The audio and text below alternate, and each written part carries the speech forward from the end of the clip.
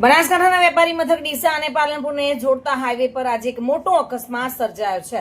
માલવપરા ગામ પાસે તમાકુ ભરેલી ટ્રક પલટી ખાઈ ગઈ, જોકે સદનસીબે ટ્રકમાં સવાર લોકો બચી ગયા હતા। બનાસકાંઠાના ડીસા પાલનપુર હાઈવે પર માલવપરા ગામ નજીક તમાકુ ભરેલ ટ્રક અચાનક રોડની સાઈડમાં ઉતરી ગઈ હતી, જોકે ટ્રક ડ્રાઈવરે સ્ટીરિંગ પરથી કાબુ ગુમાવતા અકસ્માત સર્જાયો હતો। અકસ્માત દરમિયાન ટ્રક ખેતરમાં પલટાઈ ગઈ હતી અને તેમાં ભરેલું તમાકુનું બોરીઓ ખેતરમાં ફેલાઈ ગઈ હતી। અકસ્માત બાદ ટ્રકને ઊભું કરવા માટે ક્રેન બોલાવવામાં આવી છે।